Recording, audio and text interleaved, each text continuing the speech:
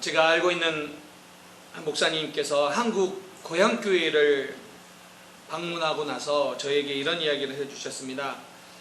고향이 충청도인데 그 고향교회에 서울 출신 목사님께서 오셔서 목회를 하시는데 이 충청도 분들인 장로님들과 당회를 하면서 이 충청도식 화법을 이해를 못해서 초반에 좀 어려웠다라는 이야기를 해주셨습니다. 여러분, 충청도식 화법은 절대로 직접 표현하지 않고 돌려서 한 번만 돌려도 어려운데 두 번, 세 번 돌려서 표현하는 게 특징이잖아요. 당회를 하시는데 목사님께서 어떤 이런 안건을 내면 장로님들이 목사님 생각대로 하셔요 이렇게 말씀을 하시면 서울 출신 목사님은 이것을 다 찬성했다라고 생각하고 이 일을 추진했다라고 합니다. 그런데 이 충청도식 어법에서 목사님 생각대로 하셔요 이 말은 다른 의견이 있지만 그것을 돌려서 표현한 방법이라고 합니다. 여러분 이런 이야기 아시잖아요. 충청도식 화법. 어떤 아들이 축구를 너무 열심히 하다가 그만 정강이 뼈가 금이 갔는데 저녁에 아빠가 그 아들을 보시더니 이렇게 이야기를 하잖아요. 공부 너무 열심히 하지 말어. 머리뼈에 금 가면 어쩌? 좀 아직도 이 사투리, 충청도 사투리 정복은 어렵습니다. 근데 그런 의미 어법이잖아요. 충청도식 이 어법이. 그래서 사실은 충청도 유머가 참 재미있어요. 그리고 한국의 유명한 코미디언 중에서 충청도 출신들이 되게 많아요. 그래서 유명한 코미디언 중에서 고향이 대부분 많이 충청도라고 이야기를 합니다. 그런데 재밌기는 하지만 그 어법을 잘 이해하지 못하면 어떤 사람에게는 좀 답답하기도 할 수 있죠. 저는 오늘 본문을 읽으면서 마치 이런 느낌이 들어요. 모세는 하나님의 부르심에 계속해서 핑계를 대는데 돌려서 이야기한 것처럼 핑계를 대요. 근데 그 돌려서 하는 말은 무슨 뜻이냐면 하나님 저 못해요. 저 못해요. 그런데 하나님은 분명히 그 모세의 말의 의도를 아심에도 불구하고 계속해서 모세를 설득해요. 오늘 이 본문을 읽으면서 우리는 이런 고민을 한번 해봤으면 좋겠습니다. 왜 모세는 이렇게 계속해서 핑계를 대고 있으며 왜 하나님은 그런 모세를 계속해서 설득하고 계실까요? 우리가 지금까지 쭉 읽어온 출애굽기를 보면 하나님께서 이제 모세를 택하여서 애굽으로 가서 이스라엘 백성들을 인도하라라는 그 말씀을 하십니다. 그런 사명을 주시죠. 그런데 모세가 3장과 4장에서 5번이나 불복을 합니다. 5번이나. 우리가 지난주에 살펴봤던 거 그거 아닙니까? 첫 번째, 내가 누구입니까? 내가 이스라엘 백성들을 인도하여야 될 그런 능력이 없는 사람입니다. 내가 누구이기에 그 일을 합니까? 라고 불복을 했어요. 두 번째, 당신은 누구십니까? 하나님에 대해서 물으면 나는 당신에 대해서 아는 게 없다, 말할 게 없다. 그래서 두 번째, 당신은 누구십니까? 이렇게 거절을 했습니다. 오늘 4장에서 세 번째 불복을 하는데 그렇게 말을 했는데 그들이 나를 믿지 아니하면 어떻게 합니까? 이거예요. 나는 그들을 인도해낼 권위가 나에게 없다. 그러니까 내가 가자라고 했는데 그들이 나를 믿지 않으면 어떡합니까? 이렇게 이야기를 하고 있는 것입니다. 근데 여러분, 모세의 마음에는 내가 가서 그렇게 말을 해도 그들이 나를 믿어주지 않을 거라는 그런 마음의 확신이 있는 것처럼 보여요. 그렇기 때문에 하나님이 말씀하시는데 세 번째 불복을 하고 있다는 것이죠. 오늘 여기에서 우리는 한 가지 깨닫는 게 있습니다. 하나님을 신뢰해야지 하나님의 말씀대로 이루어진다라는 거예요. 우리는 하나님의 말씀대로 우리의 삶에 귀한 일들이 일어나기를 원하는데 중요한 게 한 가지가 있어요. 하나님을 신뢰해야지 된다라는 거예요. 오늘 4장 1절부터 8절까지에 5번이나 반복되는 단어가 뭐냐면 믿다예요. 믿다. 그들이 나를 믿지 아니하면 어떡합니까? 모세는 스스로 나는 부적격자다, 그들이 나를 믿어주지 않을 거다라고 생각을 하고 있다라는 거죠. 그런데 이런 이유를 갖게 하는 게 무엇인가? 모세가 40년 전에 애굽에서 자기 동족을 학대하고 있는 애굽 군인을 때려 죽였습니다. 그런데 자기가 애굽 군인을 죽였을 때 그 사실을 목격한 사람이 있었는데 누구였냐면 자기 동족 히브리 사람이었습니다. 그런데 다음날 밖에 나가보니까 두 히브리 사람이 싸우고 있는 거예요. 그래서 가서 그렇게 이야기를 합니다. 왜 같은 민족을 치느냐? 왜 같은 민족끼리 싸우고 있느냐? 이렇게 말을 합니다. 그랬더니 뭐라고 이야기합니까? 같은 민족 히브리 사람이 누가 너를 우리를 다스리는 자와 재판관으로 삼았느냐? 내가 애굽 사람을 죽인 것처럼 나도 죽이려느냐? 이렇게 말을 한다라는 거죠. 그래서 모세가 자기가 애굽 군인을 죽인 것을 누군가 알고 있고 그 소문이 난 거라는 것을 알고 두려워서 도망을 갑니다. 그리고 40년 동안 이 광야 생활을 하고 있는 거죠. 근데 여러분 생각해 보세요. 자기 동족을 도와줬어요.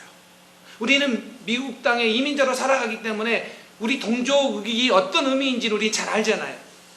내 동족을 도와줬는데 그 동족이 나를 배신했어요. 이때 마음이 어떻겠습니까? 여러분 이민 와서 어렵게 살고 있는데 같은 한국 사람이 도와주지는 못할 망정 오히려 뒤에서 배신을 하고 뒤통수를 친다면 그 마음이 어떻겠습니까? 그렇게 40년의 시간 동안, 그래서 광야의 도망자의 신분으로 40년을 살고 있다는 거예요.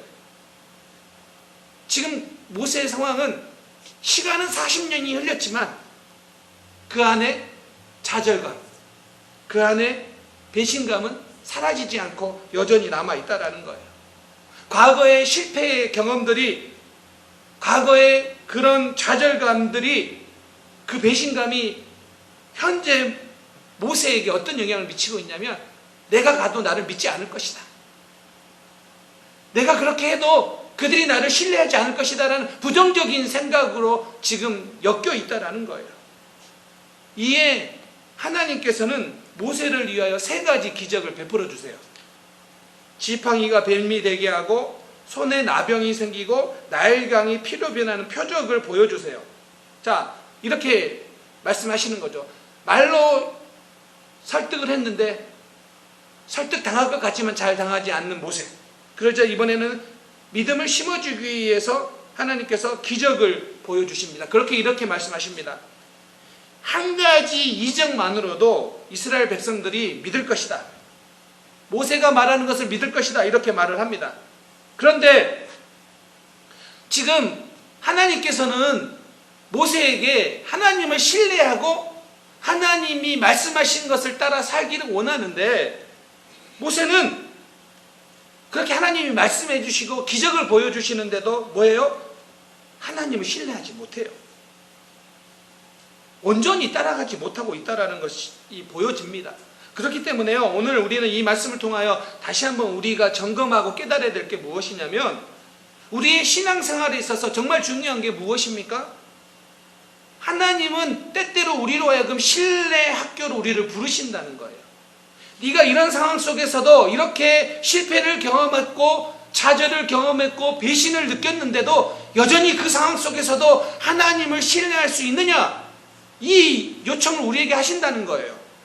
그래서 우리는 그런 실패와 어려움과 때로는 좌절 속에서도 우리의 신뢰 근육, 하나님을 신뢰하는 신뢰 근육을 단련시키기를 원하신다는 거예요. 그래서 여러분들의 삶 속에서 혹 어떤 일 때문에 아프고 상처를 받고 힘들어 하는데 근데 그 상황 속에서도 여전히 하나님을 신뢰할 수 있습니까? 이 고백을 하나님이 원하신다는 거예요. 레리 크랩이 그의 책에서 이런 이야기를 했습니다. 하나님의 계획이 이해가 되지 않을 때 우리에게는 3가지 선택지가 있다. 첫 번째 선택지가 뭐냐? 요나처럼 거부하고 달아나는 것. 두 번째는 사울처럼 왜곡하고 부정하는 것. 세 번째는 하박국처럼 전율하고 신뢰하는 것. 하나님의 계획이 다 이해되지 않는데 그때 우리는 어떤 선택을 할 것이냐. 이 세 가지 선택지가 있는데 어떤 것을 할 것이냐. 우리는 하박국처럼 전율하고 하나님을 신뢰하는 길을 선택해야 된다. 왜요? 하나님을 신뢰하고 선택하는 길이 그 길에 비록 고난이 없는 상황은 아닐지라도 그 고난 가운데서도 하나님은 평안을 주시고 하나님은 선하신 길로 인도하여 주실 것을 우리가 믿기 때문입니다. 그래서 여러분, 어떠한 상황 속에서도 우리는 하나님을 신뢰해야 됩니다. 얼마 전에 저희 아이들에게 부스터 샷을 맞추기 위해 한국 약국으로 갔습니다. 그동안은 미국 병원에서 백신을 맞았는데 이번에는 한국 약국으로 가려고 했더니 저희 둘째가 저에게 물어요. 아빠, 그 약국이 부스터 샷을 줄 수 있는 자격이 있어? 이렇게 물어요. 한국 약국이라고 하니까 조금 의심이 됐나 봐요. 그래서 당연히 그 약사분도 그런 자격이 있고 그분도 그런 디그리가 있어 라고 했더니 그냥 아빠를 믿고 따라왔어요. 그래서 약국에서 제가 딱 보니까 부스터샷을 맞으려고 보니까 벽에 그 약사분의 닥터 디그리가 이렇게 붙여져 있더라고요. 그래서 제가 불렀어요. 알아. 그랬더니 거기에 이제 있으니까 딱 보고 가더라고요. 그리고 나서 이제 저녁이 돼서 밤이 돼서 제가 저희 애들한테 그랬어요. 어떠냐고 물어봤더니 좀 여기가 앞쪽이만 팔만 조금 아프대요. 열은 안 나고. 그래서 제가 타이레놀 2알을 먹으라고 했어요. 그랬더니 저희 딸이 안 먹겠대요. 왜 안 먹냐고 했더니 그 약사분이 열 날 때만 타이레놀 먹으라 했는데 나는 지금 열이 안 난다. 그러니 안 먹겠다는 거예요. 얼마 전만 해도 그 약사분이 부스터샷을 줄 수 있는 능력이 있느냐, 자격이 있느냐 묻더니 그 디그리를 딱 본 다음부터는 이제 아빠 말이 아니라 그 분의 말을 듣겠다는 거예요. 여러분, 우리의 삶도 마찬가지 아닙니까? 우리가 하나님에 대해서 신뢰하면, 그분을 신뢰하면 그분의 말씀에 순종하게 돼 있어요. 지금 하나님께서 우리의 삶 속에 하나님의 말씀대로 이루어지기를 원하시는데, 그러기 위해서 우리에게 필요한 게 뭐예요? 하나님을 신뢰하는 거예요. 어떠한 상황 속에서도. 그게 나에게 아픈 기억 상황 속에, 내가 좌절한 상황 속에, 내가 배신당한 상황 속에, 내가 지금 힘든 상황 속이라 할지라도 우리에게 필요한 건 뭐예요? 하나님을 신뢰하는 거예요. 이게 우리의 선택지가 되어야 될 줄 믿습니다. 자, 그런데도요, 네 번째 모세의 불복이 나오는데 모세가 뭐라고 이야기하냐면 이렇게 말합니다. 나는 본래 말을 잘하지 못하는 자라고 말을 합니다. 이 언변이 없다라는 이야기죠. 그래서 나는 입이 뻣뻣하고 혀가 둔한 자라고 말합니다. 근데 여기에서 핵심이 뭐냐면 입이에요. 이 단어가 이 단락에서 7번이나 나오는데 모세는 입이 중요하다라고 생각하는데 자기 입은 뻣뻣하다고요. 그래서 나는 못한다고요. 이 부분을 듣고 성경학자들이 여러 해석들을 합니다. 모세가 어쩌면 말을 더듬는 사람이 아니었는가. 그래서 뻣뻣한 사람, 둔한 사람이라고, 혀가 둔한 사람이라고 이야기하지 않는가. 두 번째는 오랫동안 애굽을 떠나 살고 있다 보니 애굽어를 잊어버린 거 아닌가. 그래서 그렇게 말하는 거 아닌가. 나는 말을 잘하지 못하는 자다, 입이 뻣뻣한 자다, 혀가 둔한 자다, 이렇게 말하고 있지 않는가. 세 번째는 광야에서 40년 동안 짐승들하고 살다 보니까 협상력, 외교력이 없어서 나는 그런 사람이다라고 말한 거 아닌가. 여러분, 40년 동안 짐승하고만 살았으면 있는 말도 잘 못하겠지요. 그런데요, 여러분, 사도행전 7장 22절에 보면 뭐라고 나오냐면 모세가 애굽 사람의 모든 지혜를 배워 그의 말과 하는 일들이 능하더라. 그러니까 모세에게 언변이 부족해서 이 일을 못한다, 이거 아니라고요. 그러면 지금 모세가 입이 뻣뻣하다라고 말하는 것은 어떤 의미냐면 나는 말을 잘 못한다는 그런 뉘앙스보다는 가서 이스라엘 백성들을 설득할 자신이 없다는 뜻이에요.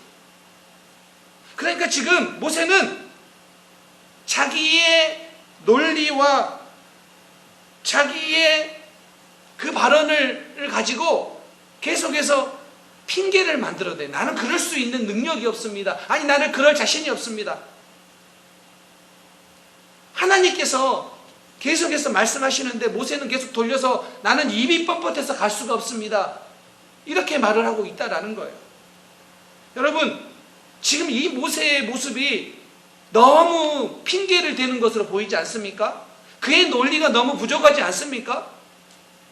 그가 배웠던 학문, 애굽에서 왕궁에서 배웠던 학문들과 그의 말하는 것들, 그리고 이후에 실제로 애굽 이스라엘 백성들을 이끌어낼 때 그가 했던 연설들을 보면 절대로 그가 언변이 없는 사람은 아니에요. 그런데 여전히 하나님의 부르심 앞에서 못한다. 나는 그럴 수 없다라고 이야기하고 있다라는 것입니다.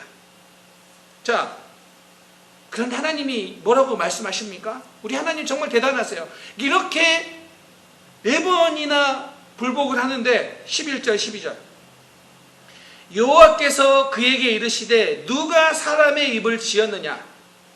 누가 말 못하는 자나 못 듣는 자나 눈 밝은 자나 맹인이 되게 하였느냐? 나 여호와가 아니냐? 이제 가라. 내가 내 입과 함께 있어서 할 말을 가르치리라. 지금 하나님께서 모세를 보내지만 모세 뒤에서 그 일을 가능하게 하시는 분은 하나님이다. 그리고 내가 너와 함께 하겠다. 내가 내 입과 함께 있어서 할 말을 가르치리라. 이제 확신을 이렇게 심어주는 거예요. 네가 말하는 게 아니라 내가 너에게 말을 주어서 무슨 말을 해야 될지 내가 줄 테니까 입이 뻣뻣하다는 거 그거 걱정하지 마라. 이렇게 확신을 주세요. 여러분, 이 정도로 하나님께서 말씀하셨으면 이제 핑계를 안 대야 되는 거 아닙니까? 근데 또 핑계를 대요. 5번째. 모세가 이르되 오 주여 보낼 만한 자를 보내소서. 여러분, 보낼 만한 자를 보내소서. 그렇게까지 설득했는데 나는 아니라고요. 다른 사람 보내라고요. 그런데 이 33절의 말씀이 원문에는요 훨씬 더 교묘해요. 용서하소서 주여 보낼 만한 자를 손으로 보내소서. 여러분, 이 정도면 하나님이 도우신다라고 했는데 이렇게 거부하는 이 모세의 모습을 보면 좀 답답하지 않습니까? 그런데 여러분, 우리가 알아야 될 게 있습니다. 하나님의 말씀이 성취되는데 방해가 되는 요소가 지금 여기 모세 안에 있어요. 그게 뭐냐면 모세가 계속해서 이런 핑계를 찾는 이유가 뭐냐면 40년 전에 같은 민족으로부터 거절당하고 배신당했던 사건이 지금 모세로 하여금 상처만으로 남은 게 아니라 열등감에 빠지게 해버렸다는 거예요. 자, 이 부분을요 사도행전 7장에 보면 이렇게 이야기합니다. 모세는 그의 형제들이 하나님께서 자기의 손을 통하여 구원해 주시는 것을 깨달으리라 생각하였다. 그러니까 모세가 자기 백성들을 도와줬을 때 이 백성들이 하나님께서 모세를 통하여 그 일을 하실 것이다, 그걸 깨달을 것이다 라는 생각을 했어요. 그래서 도와줬어요. 그런 선한 마음으로 도와줬는데 이건 고마움은커녕 오히려 배신하고 오히려 그로 하여금 다른 욕을 먹는 그런 일들을 함으로 인하여 그 배척을 당하면서 그 배척당한, 그 배신당한 상처가 상처로만 머문 게 아니라 모세로 하여금 열등감에 빠지게 해버렸다는 거예요. 그래서 모세가 계속 뭐예요? 5번이나 나는 못한다. 설득했는데도, 하나님이 기적을 보여주셨는데도, 하나님이 내 입에 말을 주겠다고 하는데도 결국은 뭐예요? 보낼 만한 사람을 보내소서. 나는 그 일에 적합한 사람이 아닙니다. 끊임없이 부적절한 이유를 찾아내고 있는 게 모세입니다. 콜롬비아 대학교 심리학자인 메스웰 말츠는 이런 이야기를 했어요. 세계 인구의 95% 정도가 열등감을 느끼고 있다. 그러니까 거의 대부분의 사람, 아니 저는 아마 모든 사람들은 이 열등감을 느낄 수 있다고 생각합니다. 그런데 문제가 이거예요. 열등감은 열등감에서 끝나지 않고 그 열등감은 스스로를 무기력한 사람으로 만들어서 자존감의 추락으로 이어진다. 그래서 열등감에 휩싸이면 이 부정적인 감정에서 벗어나오기 어렵다라는 거예요. 그러니까 지금 모세는 상처를 받았는데, 그래서 좌절을 했는데 그 배신감이 열등감으로 빠지게 만들었고, 그 열등감은 계속해서 자기의 자존감이 추락된 상태에서 나는 아니다, 나는 못한다, 나는 적합하지 않다, 이런 모습으로 만들어 버렸다는 거예요. C.S. 루이스는 사단이 현대인들의 인격과 의식을 파괴하는데 사용하는 가장 큰 무기는 바로 비교 의식이래요. 그리고 이 비교 의식은 열등감의 배후 세력이다. 그러니까 사단이 우리를 자꾸 구렁텅이에 빠지게 하는데 그때 사용하는 게 뭐라고요? 비교 의식이에요. 그리고 그 비교 의식은 뭐예요? 열등감을 만들어낸다는 거예요. 맞는 것 같아요.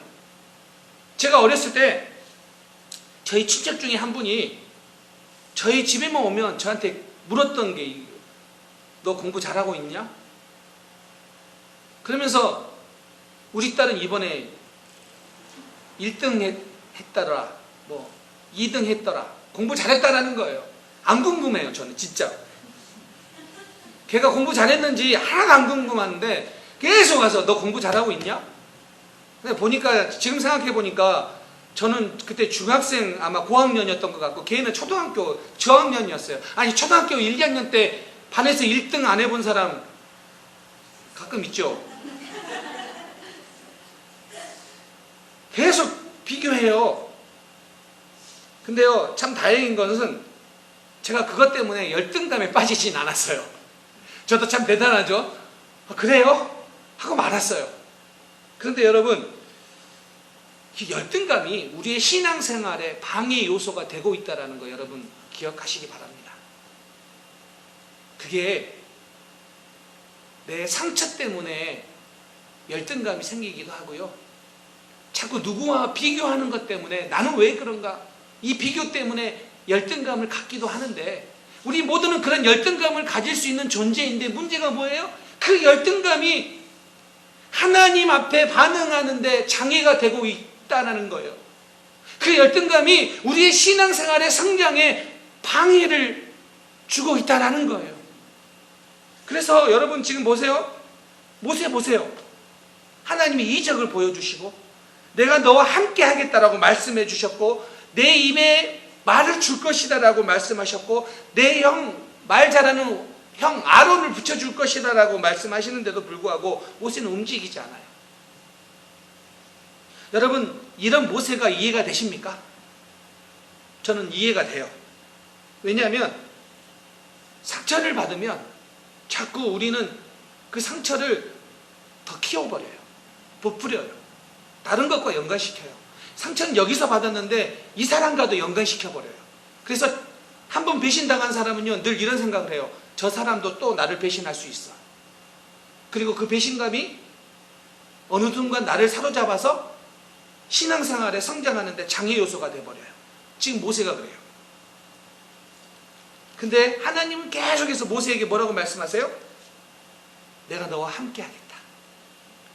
그러니까 내가 너와 함께 할 거니까 과거의 상처 때문에 과거의 상처에 묶여있지 말고, 그래서 지금의 너의 상황, 광야에 살고 있는 너의 상황을 보지 말고 모세에게 묻고 있는 거 한 가지예요. 그 상황 속에서도 너는 나를 신뢰할 수 있느냐? 너가 광야에 있지만, 너가 상처받았지만, 너가 좌절했지만, 너가 배신당했지만 그럼에도 불구하고 나를 신뢰할 수 있느냐? 이 질문을 하고 계신다는 거예요. 여러분, 혹 여러분들이 어렸을 때 상처받은 이야기, 혹시 인생을 살다가 실패한 상황들, 혹시 인생을 살아가다가 배신당한 것들 때문에 그래, 아프죠. 힘들죠. 그러나 그것이 여러분들을 열등감에 사로잡게 만들거나 그 열등감이 여러분의 신앙생활에 있어서 방해 요소가 되어서는 안 된다는 거예요. 그 상황 속에서도 하나님을 신뢰할 수 있기를 바랍니다. 그러면 우리는 못한다가 아니에요. 그러면 우리는 안 된다가 아니에요. 그러면 하나님께서 일하시는 것들을 경험하게 될 줄 믿습니다. 하나님 이 자리로 여러분들을 초대하세요. 저는 우리 사랑하는 성도님들이 그렇게 나올 수 있기를 간절히 바랍니다. 이렇게 5번이나 불복하자 14절에 여호와께서 모세를 향하여 노하여, 여러분 하나님께서요 어느 개인에게 이런 분노를 표시한 적이 없으세요. 근데 하나님이 분노하세요. 그런데 여러분 이 분노는요 답답해서 화가 나서 하는 분노라기보다는 그 상처에 벗어나지 못한 모세를 향한 안타까움에 대한 분노예요. 그리고 그 모세를 향한 사랑하는 마음 때문에 생긴 분노예요. 우리가 우리의 삶에 그런 감정들 때문에 하나님 앞에 나오지 못하고 신앙이 성장하지 못하는 것에 대해서 하나님이 분노하신다고요. 그런 상황 속에 있는 우리를 안타까워하시면서 분노하신다고요. 그런 상황 속에 있는 우리를 향하여 이제 나오라, 이제 다시 힘을 내라 라고 우리를 사랑하시면서 우리를 향하여 이런 마음을 가지신다고요. 저는 여러분에게 이렇게 권면하고 싶습니다. 하나님께서 우리를 구원하시기 위해 예수 그리스도를 이 땅에 보내셔서 십자가에 달려 죽게 하시고 또 부활하게 하셨습니다. 그래서 우리는 하나님의 자녀가 되었습니다. 그런데 과거의 상처 때문에 힘을 내지 못하고 있다면, 과거의 상처와 배신감이 지금의 신앙생활에 방해가 되고 있다면, 그것 때문에 내 신앙이 식어져 버렸다면, 또는 교회에서 실망하고 목사 때문에 상처를 받아서 또 실망하고, 또 성도들 때문에 실망해서 영적 침체에 빠져버렸다면 다시 일어나십시오. 다시 힘을 내십시오. 저는 우리 성도님들이 상처 때문에 주저앉아 있거나 영적 침체에 빠져 있지 않기를 바랍니다. 다시 힘을 내시기 바랍니다. 아멘. 다시 하나님 앞에, 하나님의 이 부르심 앞에 가라라고, 이제 가라라고 하는 이 하나님의 부르심 앞에 다시 일어설 수 있는 우리 성도님들 교회 되기를 주님의 이름으로 축원합니다. 골로새서 3장 10절 말씀. 새 사람을 입었으니 이는 자기를 창조하신 이의 형상을 따라 지식에까지 새롭게 하심을 입은 자니라. 예수를 믿은 우리는 새로운 피조물이 되었습니다. 그리고 예수를 믿는 우리를 향하여 뭐라고 말씀하시냐면 하나님의 모습을 닮아가는 존재라고 말씀하십니다. 우리가 하나님을 닮아가는 존재인데 과거의 상처 때문에, 나를 배신했던 사람, 그 사람 때문에, 나에게 실망했던 그 사람 때문에 주저앉아 있다고요? 아니에요. 우리는 하나님을 닮은 존재이기 때문에 우리는 다시 힘을 내어서 이 믿음의 길을 걸어가야 됩니다. 이것이 하나님이 우리에게 기대하시는 것입니다. 말씀을 맺으려고 합니다. 모세가 끝까지 말했잖아요. 5번째, 보낼 만한 자를 보내소서, 이렇게까지 말을 했잖아요. 왜냐하면 이스라엘 백성들이 나를 믿지 않을 것입니다. 그런데 여러분, 이 4장의 마지막 절로 가면 이스라엘 백성들이 모세를 믿습니다. 모세를 믿어요. 그런데 그 과정을 보면요, 이스라엘 백성들이 모세를 믿을 수 있는 과정에 모세도 아론도 징조, 이런 징조들도 중요한 역할을 해요. 그러나 이스라엘 백성들이 모세를 믿을 수 있는 그 믿음의 정점에는 하나님이 계셨습니다. 하나님이 하셨습니다. 우리가 이 믿음의 길을 그럼에도 불구하고 하나님을 신뢰하고 걸어가야 되는 이유가 뭐냐면 우리의 이 믿음의 여정 가운데 하나님이 하십니다. 절대 좌절하거나 낙심하거나 그것 때문에 열등감에 빠져서는 안 됩니다. 하나님이 하시기 때문입니다. 이번 한 주간 하나님이 하시기 때문에 믿음으로 살아가시고 믿음으로 승리할 수 있는 우리 성도님들 되시기를 주님의 이름으로 축원합니다. 아멘. 기도하겠습니다.